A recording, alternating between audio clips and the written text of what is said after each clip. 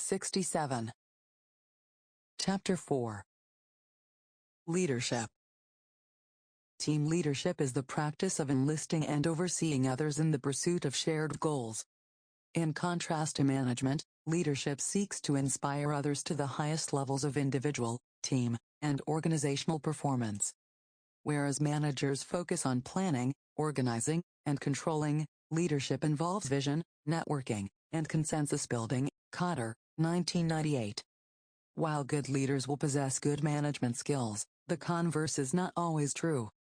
Leaders must be able to foster communication, cohesion, and commitment within their teams.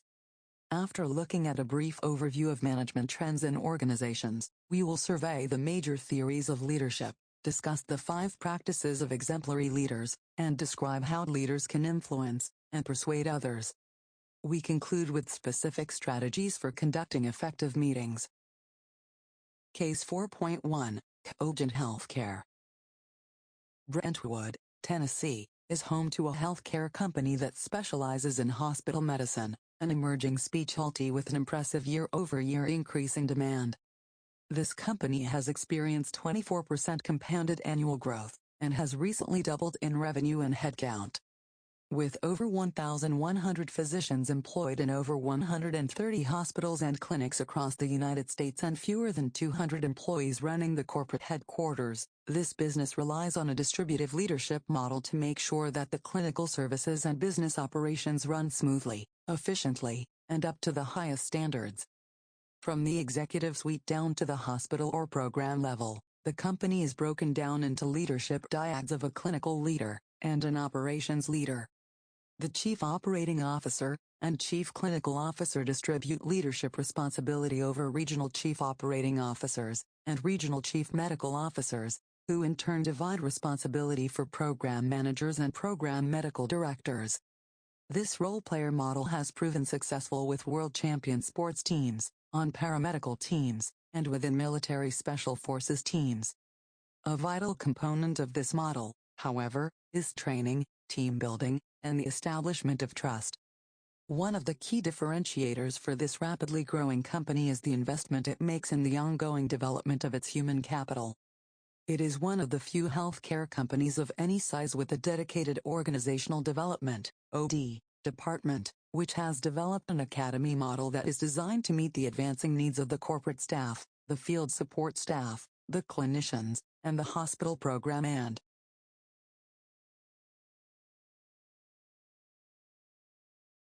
working in teams. 68. Regional leadership teams.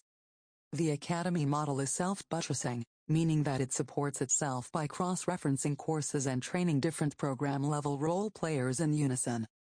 For example, in the initial Level 1 training program, the operations leadership and the clinical leadership team members learn the same fundamentals, laying a foundation for understanding, trust, and interdependence across the footprint of the company. This uniformity helps everyone who has attended the Level 1 Academy speak the same language, share the same expectations, and understand the baseline knowledge. As they advance, the leaders participate in more specialized skills training that complements the work they do. Whether that training focuses on managing finances or managing physician performance, these team leaders are trained to be fully competent and on the cutting edge of their own specialization, and to understand the language of their counterpart. This ensures ongoing communication and transparency between co-leaders of very high-pressure, high-stress program sites, which prepares these leadership teams for the daily demands of the volatile hospital environment. The advanced leadership training, the third level of the academy model, is designed around a life case structure, which requires the leadership dyad to bring an actual problem that is facing its hospital team, such as floundering patient satisfaction scores or a strained relationship with a hospital administration, to the training event. Each team's life case is used in every module or session in the training in order to lend context to the material, and to create a bridge between theory and practice. The Academy takes each team through a series of sessions about managing culture, relationships, conflict, and performance, to name a few, and each session involves table exercises designed to force the teams to develop a change initiative to resolve the problem.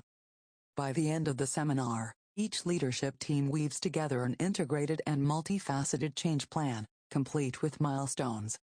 These detailed plans are shared with the regional leaders for the sake of accountability and follow-through, improving the execution and implementation of those initiatives.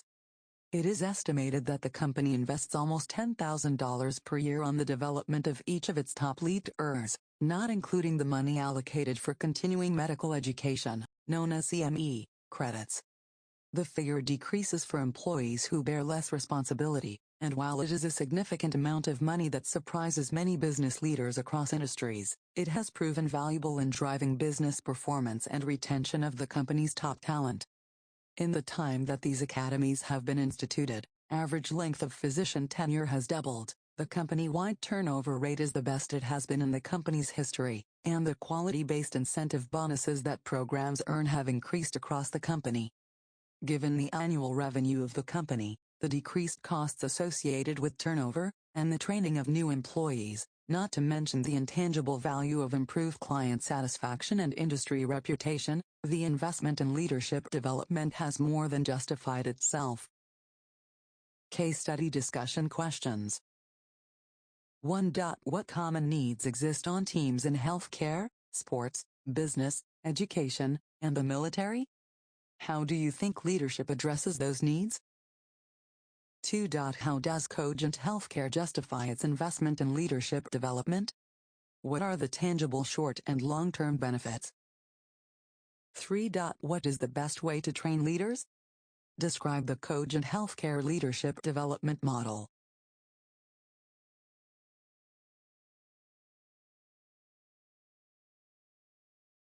Chapter 4 Leadership. 69. For generations, leaders and supervisors have used their positional power to issue commands and control subordinates' behavior. They relied largely on the promise of reward and the threat of punishment to manage and motivate employees. This business model was designed by powerful men such as J.P. Morgan, Andrew Carnegie, and John D. Rockefeller Sr. in the early 1900s to run their growing companies. Kaiser, 1994. As the United States transitioned from an agrarian to an industrialized economy, factories and organizations sought raw material and human labor to an unprecedented extent. To meet their needs, companies hired thousands of employees who, subsequently, needed to be managed and organized.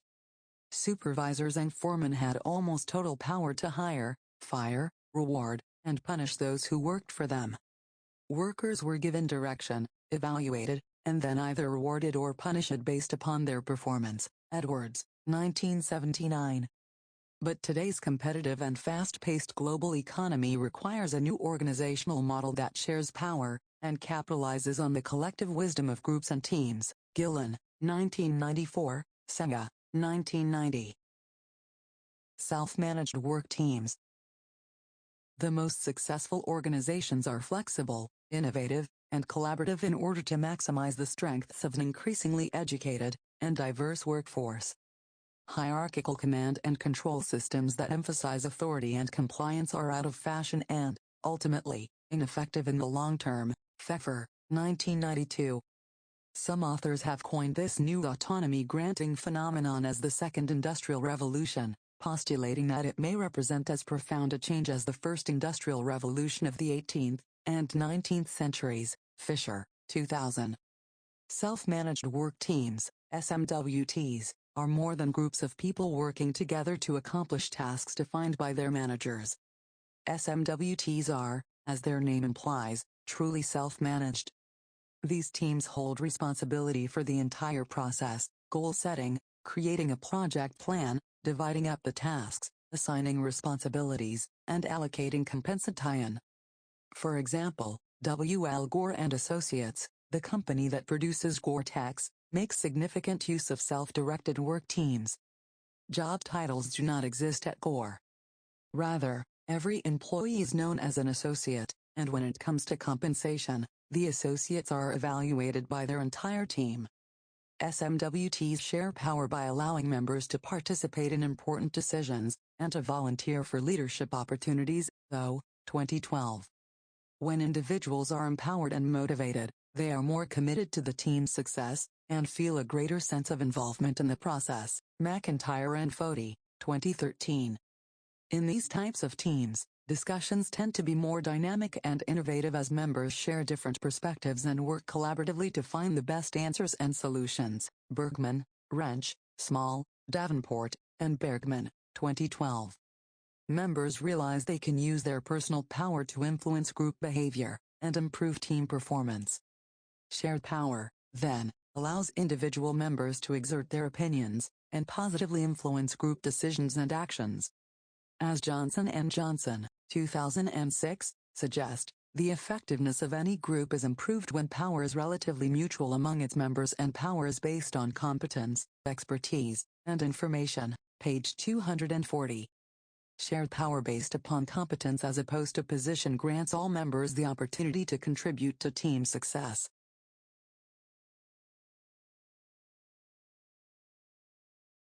Working in teams. 70. Leadership and gender. For most of human history, men have occupied positions of power, and have enjoyed privilege in nearly all its forms. Indeed, most of the storied leaders around the world are men, and most of today's revered CEOs and titans of industry are men. However, in a 2010 article from The Atlantic magazine entitled The End of Men, author Hannah Rosen wonders if the golden age of male leadership is coming to an end. Rosen's exposition on the advancement of women leaders is based in the argument that the post-industrial economy is indifferent to men's size and strength. The attributes that are most valuable today, social intelligence, open communication, the ability to sit still and focus, are, at a minimum, not predominantly male. In fact, the opposite may be true. Rosen argues that the historical or traditional roles and strengths of men and women are social constructs more than they are biological ones. Her conclusion, therefore, is that the dominance of males, even in leadership positions, is on the decline. She states, as thinking and communicating have come to eclipse physical strength and stamina as the keys to economic success, those societies that take advantage of the talents of all their adults, not just half of them, have pulled away from the rest. If physical strength and size no longer command attention and respect, it follows that people with the greatest skill in the most valuable areas, in Rosen's argument, these areas are thinking, communicating, perspective-taking, and social intelligence, are the ones who will ascend to leadership positions. Leaders are only effective to the extent to which they can influence their environment and their team. These factors may, indeed, have been influenced by certain social constructs or constraints in the past, but the world is in transition. The knowledge, skills, and abilities that lead to success are based upon communication, cooperation, and collaboration. And these can be developed, refined, and acquired by men and women alike. Theories of leadership. Leadership is a hotly contested subject in academic and organizational settings. Not everyone agrees on what constitutes effective leadership. Cotter, 1985, makes a strong argument that as the workplace continues to become more competitive and complex, issues of leadership, power, and influence will become increasingly important. Work teams today are also contending with the ever-increasing pressure to solve complex, multidimensional problems at lightning speed. The typical team leader today must manage thousands of interdependent relationships, linkages to people, groups, or organizations. Cotter, 1985, page 23. Though relatively straightforward tasks and goals can usually be accomplished through simple structures and concrete role assignments, solving more complex problems is a more difficult process. Teams have to figure out how to generate, evaluate, and implement innovative solutions to new and unforeseen problems. Leadership models that can catalyze and monitor this process while empowering and developing team members are at the very heart of effective leadership. Pfeffer, 1992. Blake and Mouton, 1961, created the managerial grid to graphically represent the balance between task and relationship. Their model suggests that the best leaders have a high concern for both people and production or results.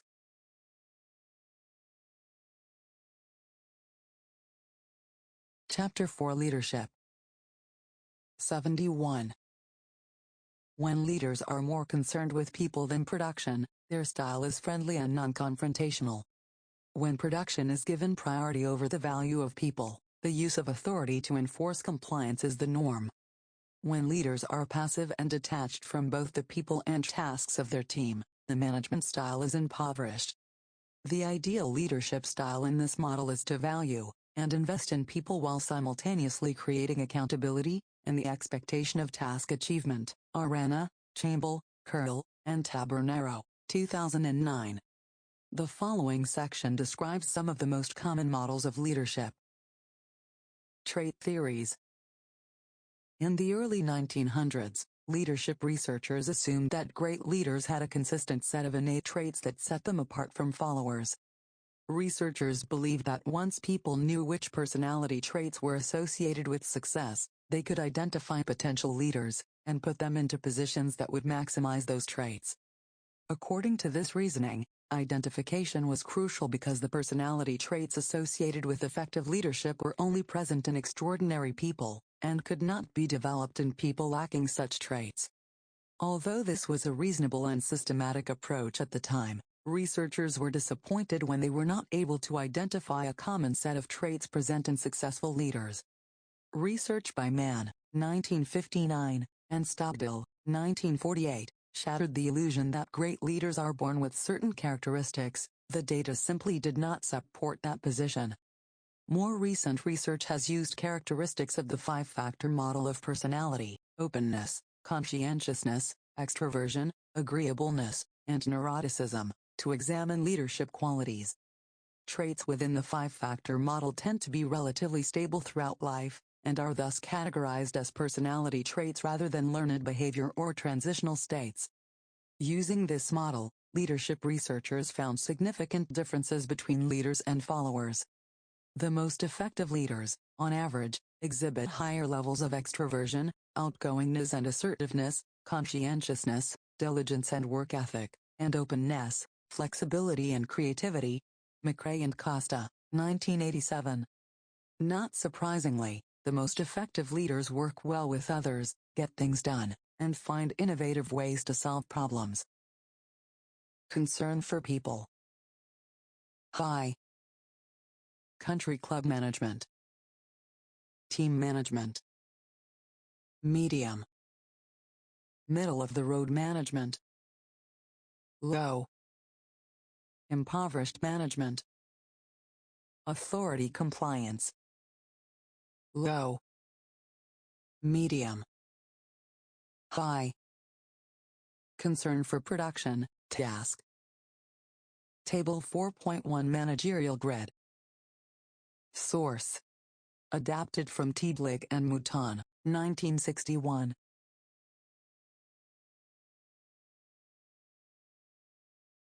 Working in teams. 72. Contingency theories. As behavioral researchers were observing leaders in various settings, they found that a consistent style of leadership did not always work for every situation. In other words, certain styles of leadership work better depending on the specific task, composition, and context of the group. Out of these observations emerged a theory of leadership that posits the importance of matching leader behaviors with the context. Contingency theories rest upon the assumption that leadership styles must adapt to changing team conditions in order to be most effective. Situational leadership is a well-known contingency theory of leadership developed by Blanchard and Hersey, Blanchard, Zigermi, and Zigermi, 1999, Hersey, 1985. This theory suggests that leaders are defined by two things: the amount of direction they give, and the amount of support they give. A team leader who is highly directive gives detailed information to members about what needs to be done, and how they should do it. Leaders who are supportive give a lot of encouragement to others, and empower them to figure out the best way to get their job done. There are four possible leadership styles, depending on the amount of direction and support a team leader gives: directing, coaching, supporting, and delegating. Low. Directive behavior. Low. High. Supportive behavior. High. Supporting. Coaching. Directing. Delegating. While individual leaders might have a preferred style of leadership, Blanchard and Hersey believe the most effective leadership style depends on the team. Situational leadership theory asserts that leadership style must be fluid and dependent on the developmental level of team members. DeRue, Barnes, and Morgeson, 2010. When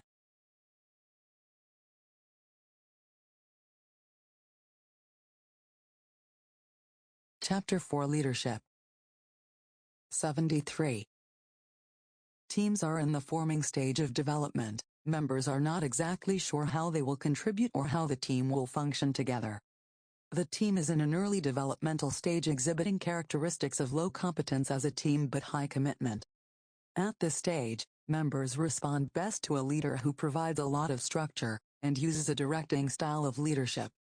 As the team develops, members increase their level of competence but lose some of their initial motivation for the task. Thus, the leader must maintain a high level of directiveness while also providing high levels of support and encouragement. This style of leadership is called coaching. As members become competent in their abilities, they require less direction but still need support.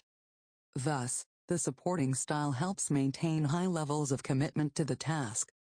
Finally, as members develop competence and internal motivation, the ideal leadership style is delegating. At this stage, members are able to accomplish the tasks they are assigned with little support or direction.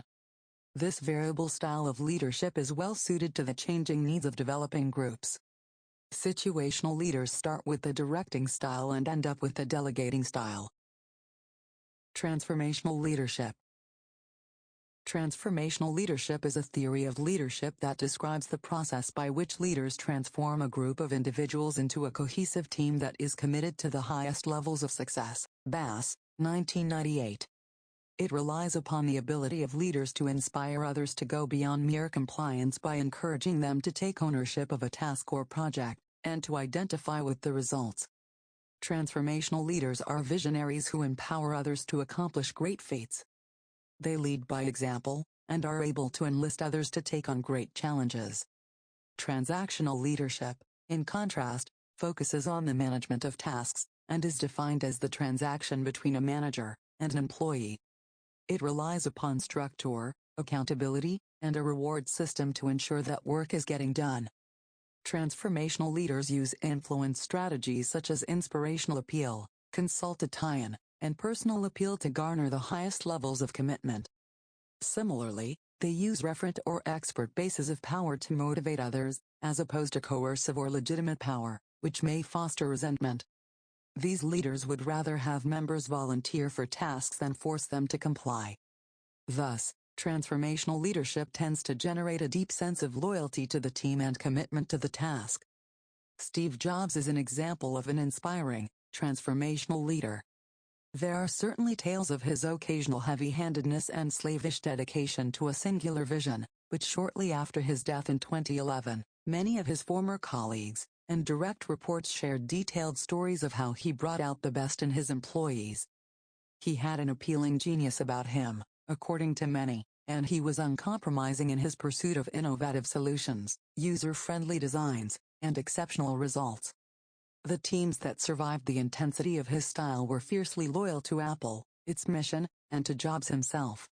The result, obviously, has been a series of historic and influential products including the iPod, iPad, and iPhone that have revolutionized technology and communication. Primal Leadership. Primal leadership is a theory of leadership that emphasizes the emotional and social maturity of the leader. Goleman, Boyatzis, and McKee, 2004.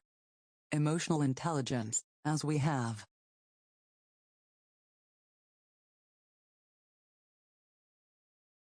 Working in teams.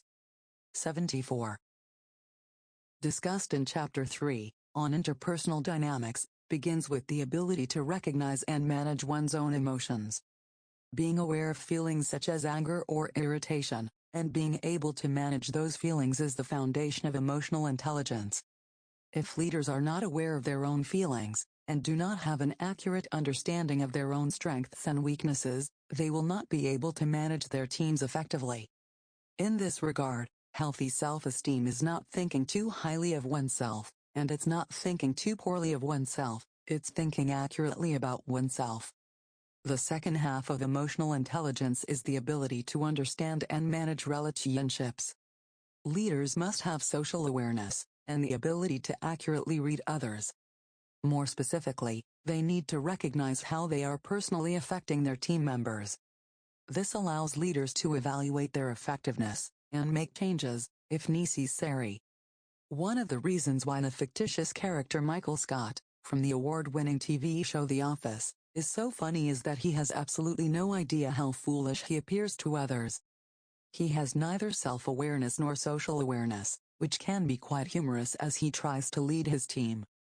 Ultimately, effective leaders need emotional intelligence in order to know themselves and to inspire others. Furthermore, when interpersonal tensions build, leaders need social maturity to accurately diagnose the situation, and to intervene with a level head. Leadership Development Plan. 1. Where am I now? 2. Where do I want to be in the future? 3. What do I need to do to get there? Most of us have had irritable, moody managers or supervisors who made our working lives miserable. Bosses can have a significant impact on the atmosphere of a team. Not only are emotions subconsciously perceived on a neurological level, they tend to be mirrored by others. Goleman, Boyatzis, and McKee, 2001. The mood or emotions of a team leader often generate similar emotions, either positive or negative, in the rest of the team. For this reason, Goleman and his colleagues suggest that leaders need to be aware of their emotions, and how their moods impact their teams. They assert that if team leaders are to be consistently successful over a long period of time, they need to regulate their moods while still being authentic and genuine. If they are angry, stressed, or upset but try to act superficially playful or artificially positive, the team will know. It is better for them to be aware of their emotions and deal with them in an appropriate setting than to cover them up and pretend that nothing is wrong. Another distinguishing characteristic of primal leadership is its emphasis on intentional leadership development. Goldman and his associates believe that leaders can be developed by following a specific process. First, individuals need to know their strengths and weaknesses. They can either gather data informally or they can participate in a more structured 360-degree assessment in which feedback from multiple perspectives such as peers,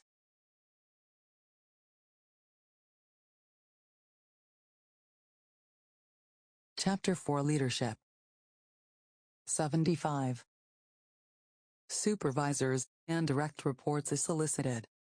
Once leaders have an accurate understanding of their strengths and weaknesses, they can create specific goals about the kind of leader they would like to become. The final step in the leadership development process is to create a concrete action plan to achieve those goals. Starting with where they are now and moving to where they would like to be, emerging leaders create a detailed, written action plan to get there. Once a plan is constructed, discipline and diligence are needed to carry it out. One of the best ways to stay committed to the process of personal development is to enlist a coach, which is one of the primary characteristics of our next leadership theory. Resonant Leadership. The theory of resonant leadership is closely related to primal leadership, but with some distinguishing differences. Boyatzis and McKee, 2005, argue that it is the relationship between the leader and his or her direct reports that is the key determinant of team success. Relationships that are positive and empowering lead to feelings of trust and growth. Conversations and meetings with resonant leaders leave members feeling excited about being a part of the team, and encouraged about their role. Baron, Shannock, Rogelberg, and Scott, 2012. This is what Boyatzis calls interpersonal resonance. Conversely, when the relationship with supervisors generates feelings of fear, anxiety, or distrust, the result is dissonance. Dissonant leaders may be smart, competent, and hardworking, but they are not able to build meaningful connections with their team. Thus, they will not be able to maintain sustainable success. Leaders are often under a tremendous amount of pressure. They carry an emotional burden that can wear them down over time. If leaders are not managing stress effectively, they lose the ability to relate to others in a positive way, and become disconnected from or dissonant with their team. The solution is to practice regular habits of rest and renewal. In particular, Boyatzis recommends mindfulness to slow the body down and to focus the mind. With mindfulness, leaders regularly set aside time for quiet reflection and peaceful relaxation. It is often during times of this mindfulness or increased self-awareness that the full creative capacities of our brains are utilized. It also creates feelings of hope and goodwill toward others, which can lead to resonance with team members. Another way leaders can experience renewal is to mentor and coach their team members with compassion. Boyatzis, Smith, and Blaze, 2006. This coaching experience not only has the potential to impact the development of team members, it can also be an extremely meaningful endeavor for the leader. The practice of compassionate coaching occurs when the leader is truly interested in the well-being of others, and not just interested in what they can contribute to the organization. Thus, resonant leaders see one of their primary roles as developing the potential of their team members. Simply put, they are invested in helping team members achieve their own goals. Coaching appointments can foster resonance by asking team members the following questions. 1. What do you want to achieve personally and professionally? 2. How can I help you achieve those goals? 3. Are you open to me giving you specific feedback and suggestions for growth?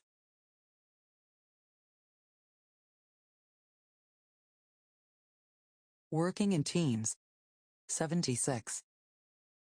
The answers to these questions can be used as the groundwork for future meetings where goals and plans are discussed more specifically.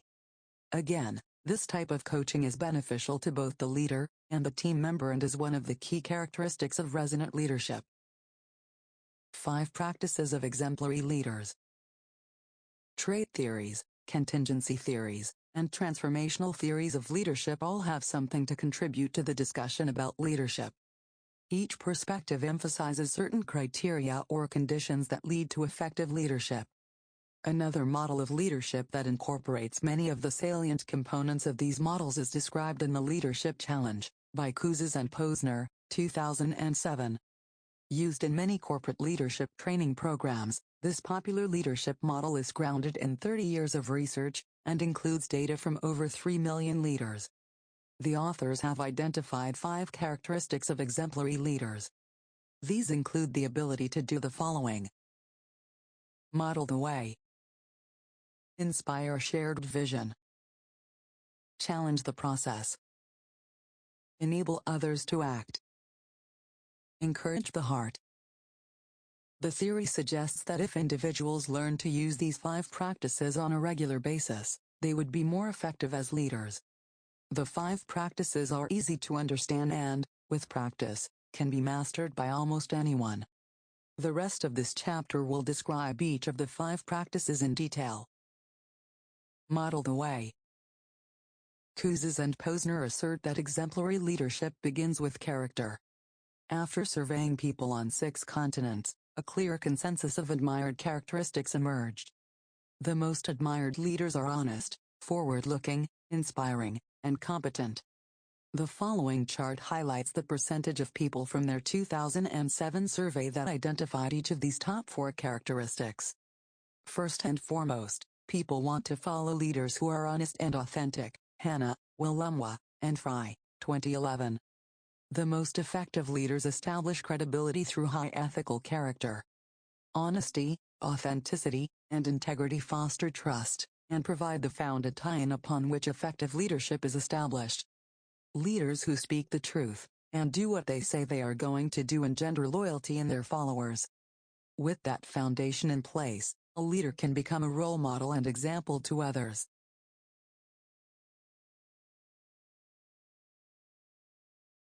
Ch4 Leadership. 77. From the first contact, team members are observing leaders to assess their character, and to determine whether or not their behavior matches their words. When a leader is modeling the way, they not only verbalize their core values, they demonstrate them as well.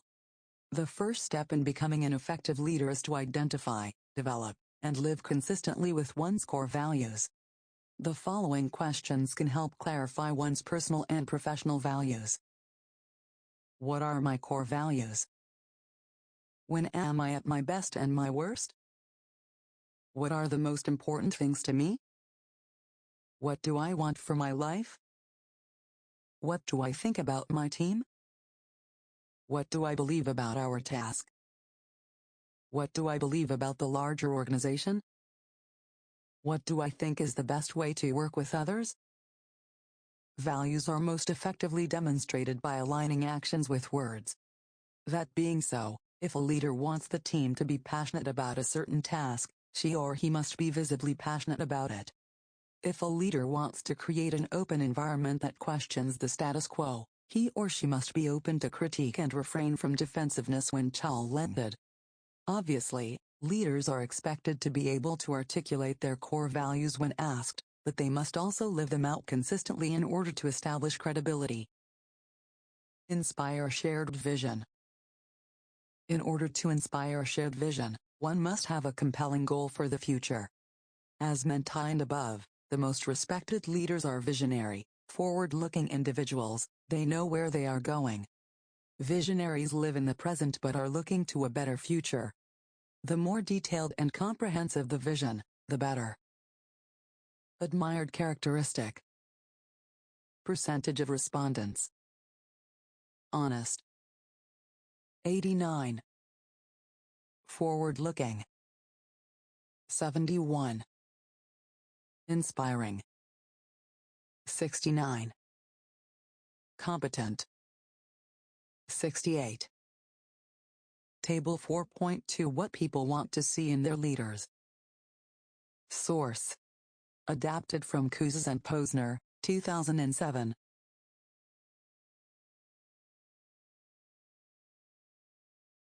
Working in teams. 78.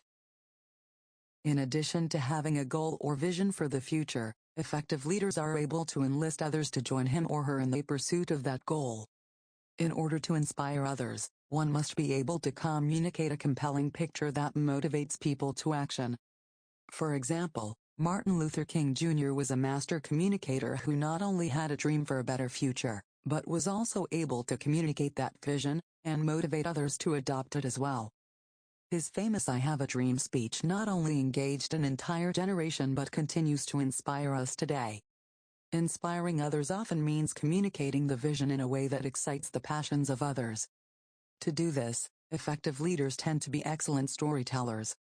They use anecdotes, illustrations, and colorful language to paint a vivid picture of what the team can accomplish if everyone gets on board. Furthermore, the best stories are able to align the shared goals of the team with the personal goals of its members. That way, when the team is successful, each member personally benefits as well. Challenge the process.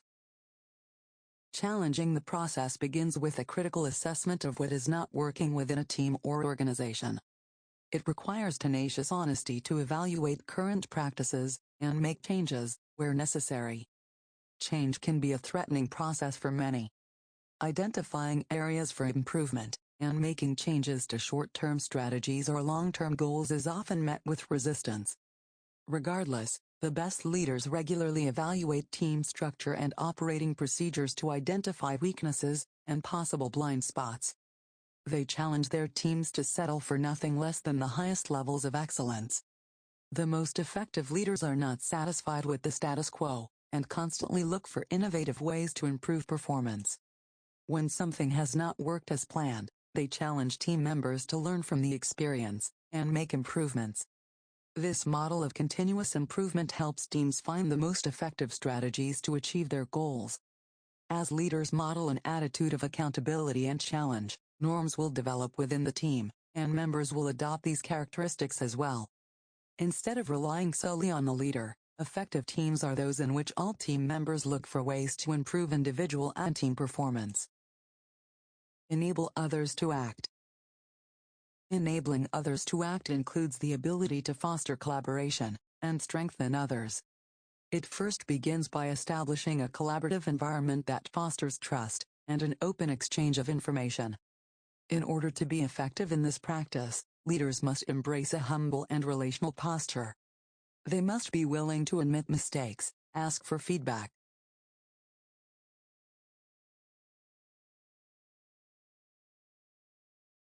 Ch4 Leadership. 79. And defer to the wisdom of the group. In addition, they need to take a genuine interest in others and attempt to get to know each member of the team on some level. Building rapport can often be established by making simple statements such as "How was your weekend?" or "Is there anything I can do to help you on this task?" Team members can sense if a leader is genuinely interested in them and their success, so the attempts to connect interpersonally must be sincere. When there is an atmosphere of trust and mutual respect, members will be more interested in making a meaningful contribution to the team. Enabling others to act also includes the ability to coach members and help them develop competence and confidence. Leaders often play the role of player-coach on a team. They are a contributing member of the team but also have responsibilities to help others develop their skills and abilities. Since they often have more experience and expertise than others on the team, they are a great source of wisdom. Coaching includes giving real-time feedback, instruction, and informal training on various tasks or skills.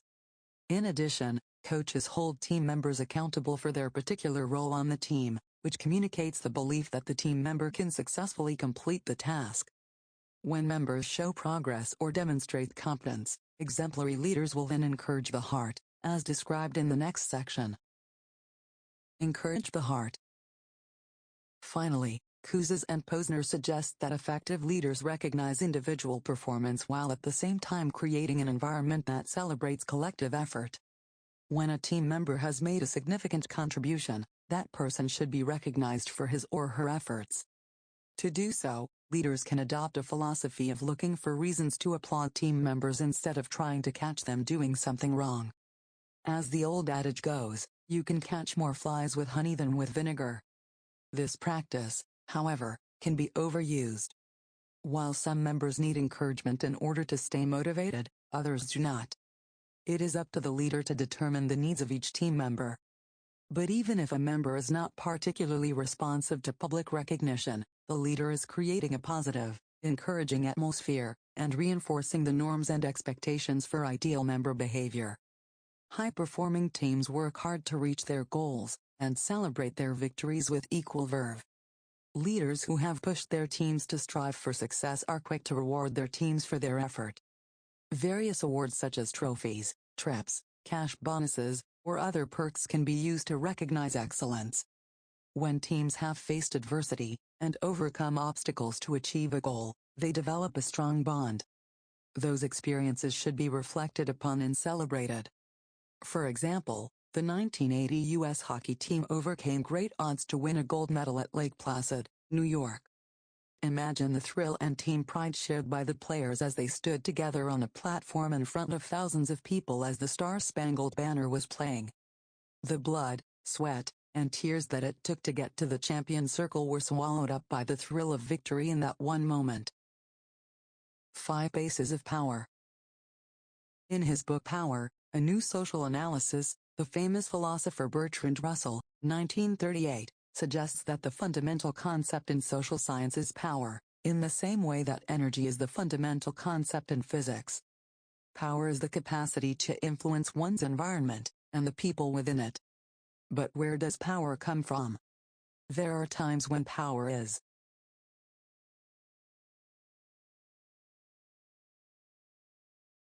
working in teams. 80. Inherent in a position or job title. Other times, it is not the title, but a particular quality or circumstance that allows the individual increased influence and power within a social setting or organization.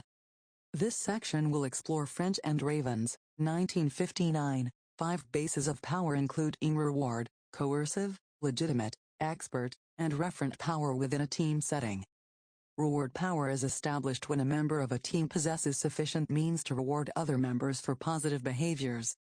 Rewards can take many forms, from verbal encouragement to financial compensation. If the reward is perceived as valuable and the request is reasonably attainable, individuals will comply. The drawback to this type of transaction is that member behavior may only be sustained as long as the rewards are offered. In other words, the work and ultimate purpose of the group may not be fully internalized by members. Pink, 2009. Furthermore, If rewards are promised but not delivered, resentment and distrust may follow and can compromise motivation for future tasks. Coercive power stems from the power to punish others. The power holder has the capacity to issue negative consequences when requests are not followed or rules are broken. The degree of the consequence may range from the mild, sending a bad review to the member's superior, to the extreme, eliminating a member from the team. Individuals with this type of power can threaten, constrain, block, or interfere with others, and thus use fear to control their behavior. Legitimate power is associated with the implied power of certain roles in a group or organization. For example, team leaders might be given a certain amount of authority over their group. Members obey the requests of the group's authority figures out of a sense of duty, loyalty, or moral obligation. While leaders can command compliance due to their position, those who provide the reasons for their requests enhance member commitment. Expert power is awarded to members who are perceived as having knowledge that is particularly useful to the group. One of the earliest pioneers of management theory, Peter Drucker, speculated more than 30 years ago that modern employees would need to be knowledge workers. Davenport, 2005. The strongest assets these workers bring to teams and organizations are their knowledge, intellect, and ability to solve complex problems. Their expertise in various subject matters helps teams critique ideas and make better decisions. Referent power is a source of power that is established by those who are charismatic and well-liked by others. They may not have the best ideas or suggestions, but they garner a lot of support because they are so likable. Members want to please them and gain their approval, rendering them quite influential over individual members, in particular, and the group process, in general. Some sources of power are more valuable in particular contexts than others. Naturally, groups tend to value those sources that are most applicable to their identity and purpose. For example, Cross and Kearney, 2006, conducted research on power bases in hospitals, schools, orchestras, and corporations. They found that the use of legitimate and expert power were most prominent in hospitals and orchestras. This is not surprising, since those organizations value achievement and expertise. Status and power are embedded in titles such as doctor or conductor. In contrast, coercive, reward, and legitimate power were strongly operational in schools. Teachers regulate school performance by distributing grades, reward power, or punishment, coercive power. Teachers and principals are granted respect in most cases because of the legitimacy of those roles.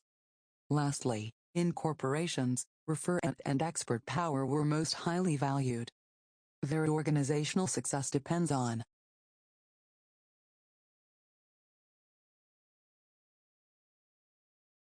Chapter 4 Leadership. 81. How well people work together and the amount of knowledge those individuals bring to the team. This research shows that the importance of power bases across contexts depends on their value to that particular set of circumstances. Schriesheim and Nieder, 2006. Group members respond differently to different sources of power. Coercive power can generate resistance or reluctant compliance, whereas reward or legitimate power often results in a more positive response. However, it is referent and expert power that engender true commitment. Uckel and Falb, 1991.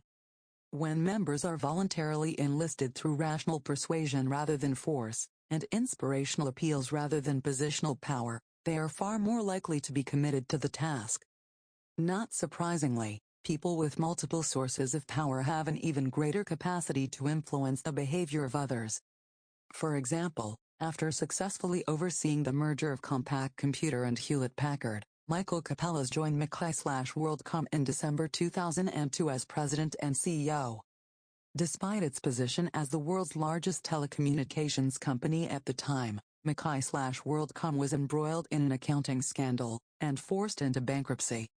Using his impressive business acumen, Capellas brought the company out of bankruptcy in early 2004 and successfully negotiated its sale to Verizon Business a year later. His possession of the 5 bases of power clearly contributed to his success. He had the power to reward competent and highly motivated employees and remove those who were less than stellar. In addition, his position at the top of the organizational chart garnered respect and obedience. But Capella's was more than a typical high-level executive who understood balance sheets and reporting structures. He was an expert in the field of information technology, and an avid reader of information about technology development and future trends. He knew his stuff. Furthermore, he was likable and very relational. He inspired hundreds of thousands of discouraged Mackay employees to commit to a vision that would turn the company around and reassert its global presence. By most accounts, he was completely successful. Influence strategies. While leaders have access to different power bases within a group, they also have choices as to how they will exercise that power. Influence tactics are the means by which people influence the attitudes and behavior of others. The choice of which tactic to use is based upon available resources, that is the power bases one possesses, the willingness to invoke a power base, based upon personal values, social norms, and possible costs associated with each tactic, and the resistance one expects from the target. Bruins, 1999, Kipnis, 1976. Uckel and Associates originally identified 9 influence tactics. Uckel and Falb, 1990, 1991. Uckel, Kim, and Falb, 1996, Uckel and Tracy, 1992, and their most recent research has identified 2 additional tactics, Uckel, Chavez, and Seifert, 2005. Most of the methods can be used by either leaders or members and, thus, fit well within a self-managed team environment. The following table describes each of the 11 tactics. Not all influence tactics produce the same results. According to Uckel and Tracy, 1992, 3 core tactics, rational persuasion, inspirational appeals, and consultation, were found to be the most effective at gaining task commitment, and were strongly related to successful leadership as evaluated by their superiors. Committed members, as opposed to merely compliant members, understand the value of the requests being made, thus, they tend to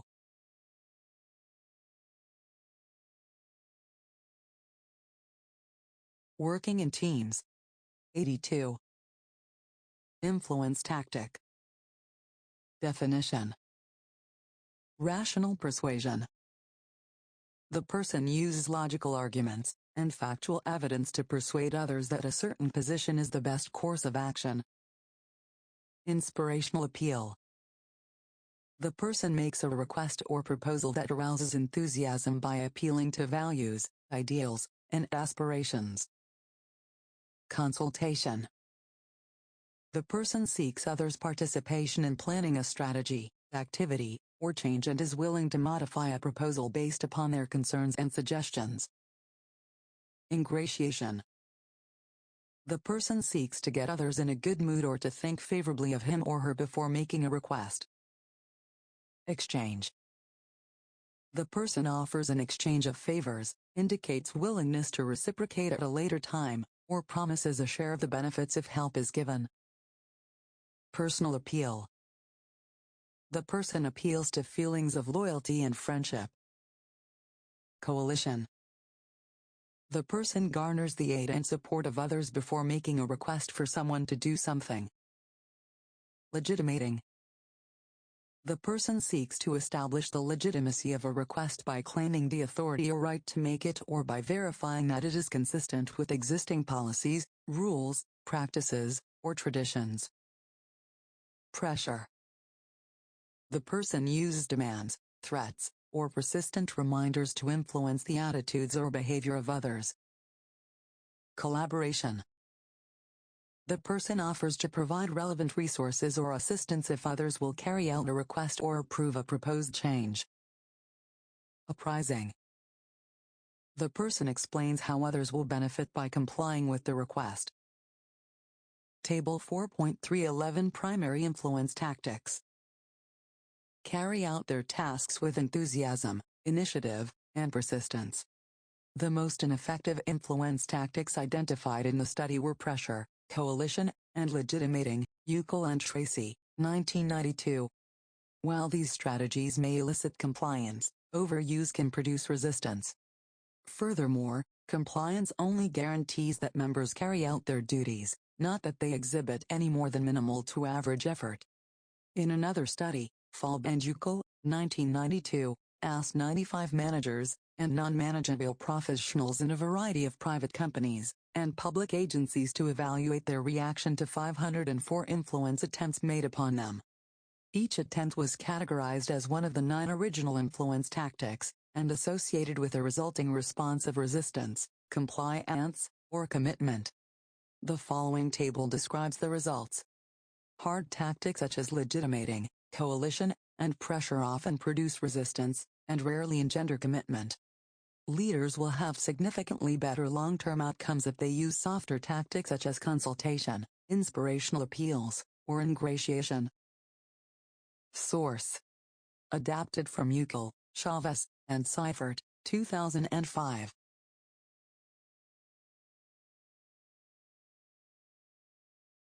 Chapter 4 Leadership. 83. Falb and Ch4, 1992. Feedback and skills training can help team leaders develop influence tactics that are most effective. Ch4, Ch4, and McDonald, 2003, found that multi-source feedback and the use of a feedback facilitator can help leaders and managers become more aware of their own strategies and develop more effective ways to motivate subordinates and peers. Persuading others. This section describes specific things a team leader or influential member can do to ensure that his or her voice is not only heard, but heeded. We've already talked about the importance of voicing one's opinions and positions in group settings, but how do you make sure that those opinions are given the consideration they deserve by the rest of the group? Conger's 1998 research identifies 4 components of successful persuasion: A. Establishing credibility, B. Finding common ground, C. Providing evidence, and D. Making an emotional connection. The best and most persuasive arguments include all 4 components. Establish credibility. In order to be persuasive, group members must have credibility and respect from their peers. The ideas of a low-status or marginally committed member are not likely to be heard, even if they are brilliant. It takes some measure of status and personal power to be taken seriously. According to Conger, 1998, credibility comes from intellectual competence, interpersonal competence, and personal character. Outcomes. Influence tactics. Resistance. Compliance. Commitment. Inspirational appeal. 0%. 10%. 90%. Consultation. 18. 27. 55. Personal appeal. 25. 33. 42. Exchange. 24. 41. 35. Ingratiation. 41. 28. 31. Rational persuasion. 47. 30. 23. Legitimating. 44. 56. 0. Coalition.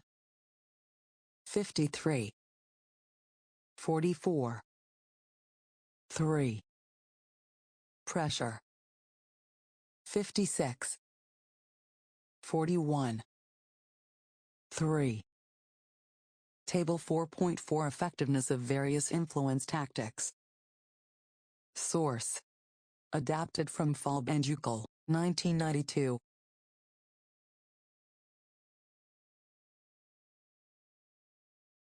Working in teams. 84. Intellectual competence is demonstrated every time a member makes a significant contribution to the group. When a competent member speaks, others believe that what is being said is worth listening to because ideas from that member have been credible in the past. In short, competence is a characteristic that engenders trust, and is established when members have proven themselves to have sound judgment and valuable knowledge. Credibility is also enhanced when a member has interpersonal competence and quality relationships with others. The ability to work collaboratively with others will go a long way toward building relational trust. When members are seen as team players, they are appreciated by the group. This type of credibility is acquired when members are perceived as likable, agreeable, and enjoyable to work with. Finally, members are highly valued when they demonstrate honesty, consistency, and reliability, personal character. Honesty and fairness are admirable characteristics that earn the respect of others. Furthermore, those who consistently follow through on their commitments are highly regarded as well. Meeting deadlines with high-quality work is a sure way to win over colleagues. Another characteristic that is admired on teams is work ethic. If a person is willing to work hard and shows commitment to team success over personal gain, he or she has earned the right to be heard. Find common ground. In addition to having credibility, effective persuasion requires the ability to frame suggestions in terms of their benefit to the whole group. Unfortunately, when people are overly attached to a certain perspective or position, they lose sight of the group's interests. Discussions can become personal and competitive, and members can feel compelled to win at all costs. A potential power struggle ensues with members going on the attack, and attempting to pressure others to agree with them. It is not uncommon for these negative patterns of interaction to emerge when others refuse to comply. To avoid this from happening, members should keep in mind that the best arguments are tied to the ultimate goals and success of the group. According to Conger, 1998, an understanding of the audience is a prerequisite for finding common ground. The most effective persuaders are students of human nature who seek to understand the concerns and interests of others before advocating their own agenda. They are active listeners who collect data through conversations and meetings. This allows them to construct arguments that emphasize issues of mutual concert and mutual benefit. Finding common ground also allows for compromise and collaboration. Those who wish to influence the group will be more successful if they stay open to the concerns and perspectives of others and are willing to adapt and modify their own position. When met with resistance, these individuals listen, paraphrase, and ask probing questions to better understand the issues of concern. Influence tactics such as consultation, collaboration, and apprising can be effective in identifying shared benefits and building a common framework from which to work. Provide evidence. As the name suggests, data-based decision-making is a practice in which groups make decisions and create plans based upon careful calculations of the best data available to them.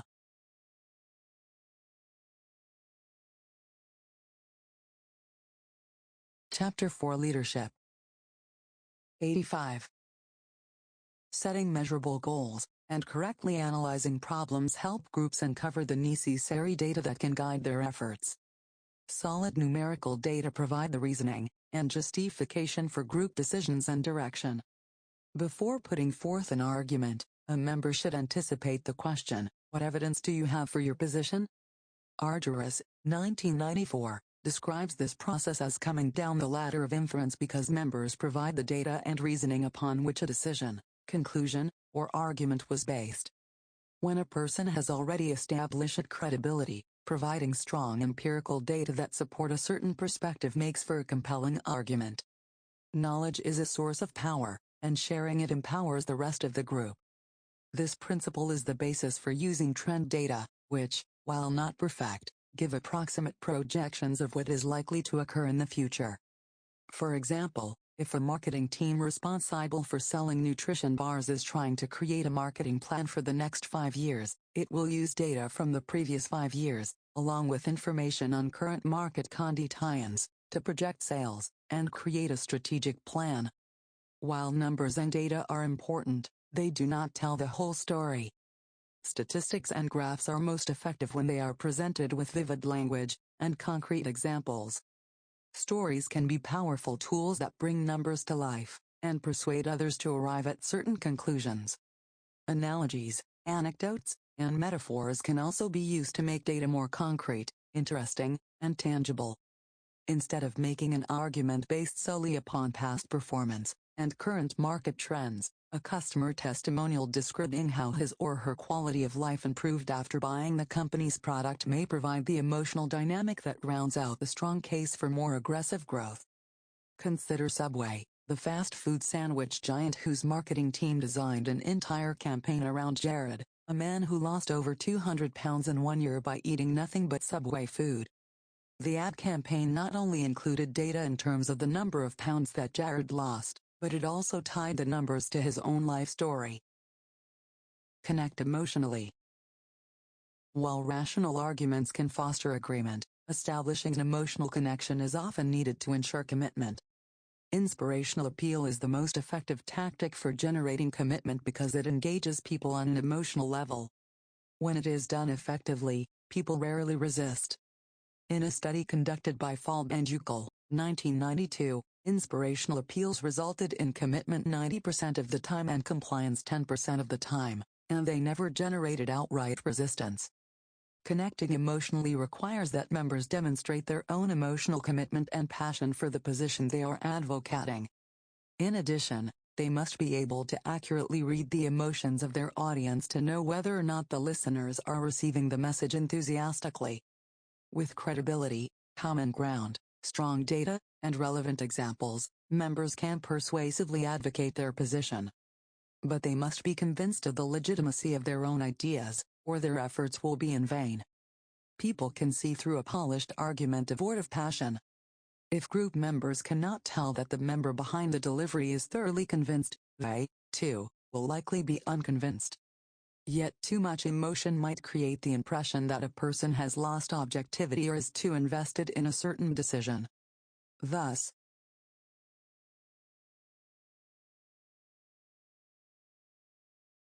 working in teams. 86. Members who wish to influence others should demonstrate an appropriate amount of conviction to champion a given position by taking into consideration the comfort level of the audience. Each group environment will dictate the optimal level of emotional expression. Conger, 1998, warns against underestimating the importance of being able to assess the emotional state of the audience. Presenters must be able to judge whether they are being well received or even understood. This can be achieved by observing nonverbal messages and reading between the lines of questions and comments.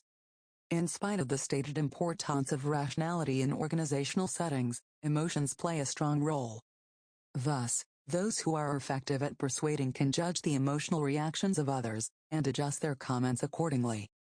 Influential members who are effective at persuading colleagues establish credibility, find common ground, provide compelling evidence for their position, and connect emotionally with the group. If members want to be active and influential in their groups, they can utilize these methods to increase their effect on group decision-making. Conducting effective meetings. Meetings are a critical component of group work. Most of the important work of teams takes place in a forum where members communicate with one another face-to-face or through some computer-mediated space. Kalfeld and Lehman-Willenbrook, 2012, Scott, Shanek, and Rogelberg, 2012. Unfortunately, many people experience the typical meeting as inefficient and even unpleasant. O'Neill and Allen, 2012. In his book Death by Meeting, Patrick Lencioni, 2004, reports that the most common complaint about meetings is that they are both ineffective and boring. Although meetings are the lifeblood of teamwork, they can be quite frustrating, especially as teams grow in size.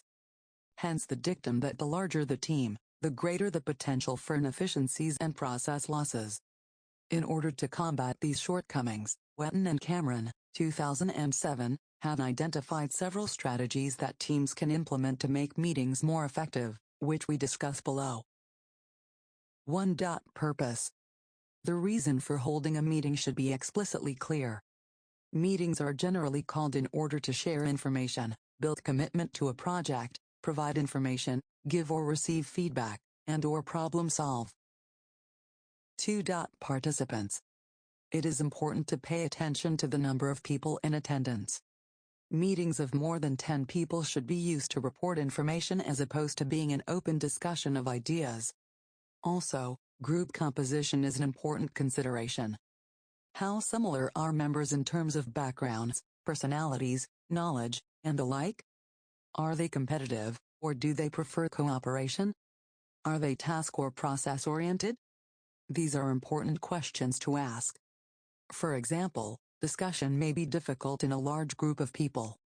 And groups that are not very diverse may not be able to generate a wide variety of creative perspectives and solutions to a particular problem. 3. Planning. Setting the agenda is a key task for the meeting facilitator. The agenda should be distributed to attendees prior to the meeting, and should inform participants of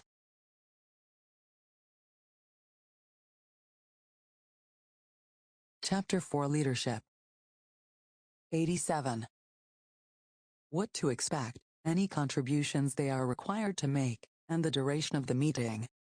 Agenda items should be written with action verbs like approve minutes, rather than minutes, and organized into 3 phases: old business, new business, and closing thoughts. Then the group needs to stick to the agenda, and begin and end on time. 4. Participation. After paying careful attention to ensure that the right people are present, it makes sense to focus on their participation. Begin meetings with introductions so that all members begin to feel comfortable with one another. Leaders can encourage participation through various communication strategies such as asking open-ended questions, making eye contact, paraphrasing comments, linking comments together, and summarizing discussions. 5. Perspective. Perspective involves analyzing the meeting in hindsight. Leaders who regularly reflect on the quality of their meetings not only improve their own skills, but also improve the overall productivity of the team. In the same way, it is often helpful to get the perspective of the participants as well. Direct questioning and the use of anonymous surveys are both effective ways to collect feedback on what went well and what changes should be made in the future. Leadership in action. The 5 practices of exemplary leaders can make anyone a better leader. We just need to look for opportunities to serve as a positive role model, inspire a shared vision, productively challenge the process, enable others to act, and encourage the hearts of teammates. These practices, though, will require a certain amount of reflectiveness. Leaders in training must be willing to step back from team experiences, and think critically about their own role, the variables at play, and the fine and nuanced dance between them and their team. Strong leaders are not only aware of their own perceptions, but are also inquisitive and responsive to other people's perceptions and needs. So much of leadership is about managing information, personal ties, and perceptions. To do this well, leaders need to be constantly observing their own behavior, and that of their teammates. These 5 practices are not necessarily performed in order. Rather, they are a dynamic list of tools that can be employed anytime a situation warrants them. The more they are used, the more effective they become. At first, it may feel strange.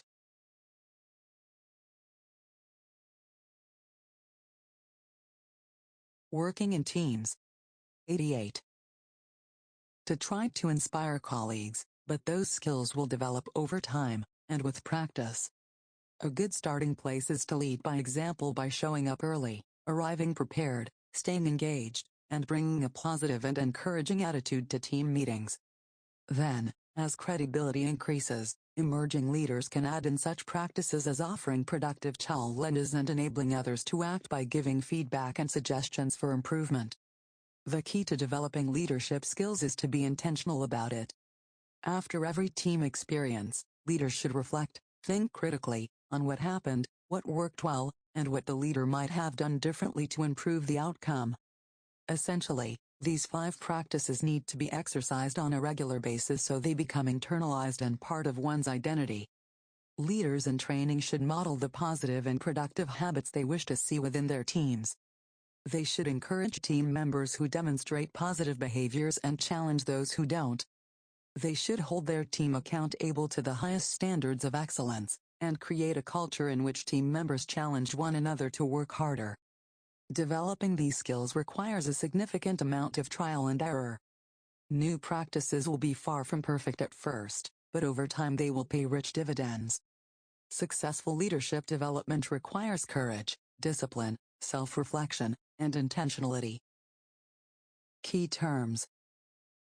Self-managed work team 69 Situational leadership 72 Directing style of leadership 73 Coaching style of leadership 73 Supporting style of leadership 73 Delegating style of leadership 73 Influence tactics 81 Intellectual competence 84 Interpersonal competence 84 Personal character 84 Discussion questions 1. Over the last century, the dynamic between managers and workers has changed. Describe those changes, and discuss how those changes have affected teams. 2. Describe French and Raven's 5 bases of power, and give an example of each. 3. Describe the 3 influence tactics you think are most effective for team leaders. 4. Describe the 4 leadership styles within the situational leadership model. Give examples of each. 5. Discuss the difference between transactional leadership and transformational leadership. What are the outcomes of each? 6. What are the 5 practices of effective leaders? Name and describe each. 7. How do most effective leaders establish credibility? 8. What are the 4 components of successful persuasion? Create a hypothetical case study in which a team leader is trying to get members to be more committed to the team.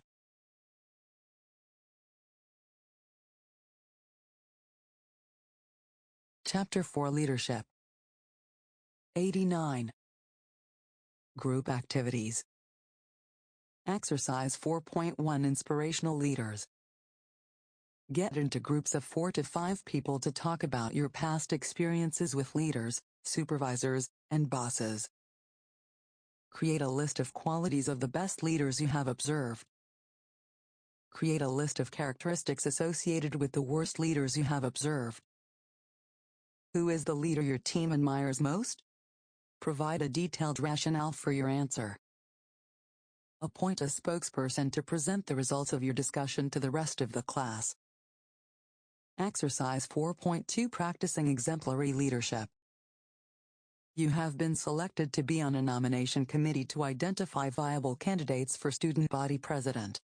In groups of 4 to 5 students, discuss the characteristics of a successful student body president, and choose someone from your class as a possible candidate. The nominee doesn't have to come from your group but does have to be a member of this class. While you are having this conversation, practice one of the 5 practices of exemplary leadership described in this chapter: model the way, inspire shared vision, challenge the process, enable others to act, or encourage the heart. Be relentless. Continue to use the same practice over and over again, no matter how silly or contrived it might feel. At the end of the exercise, try to guess the practice that each person was practicing. Case 4.2, Outlining Leadership Strengths. You've been working at your company, Galactic Enterprises, LLC, for 3 years, and have developed a good reputation for getting things done. Your boss, who refers to you as his go-to person, has called you into his office to talk about a project team whose leader unexpectedly took a new job with a rival company, giving only 2 weeks' notice. When you arrive at the meeting, your boss is sitting there with 3 other managers. He asks you to describe for the group your leadership philosophy, and to lay out the approach you would use to lead the project team out of confusion, and back on plan. Using content from the chapter, create an appropriate, semi-formal presentation to describe how you would lead this team, and why you are the right person for the job.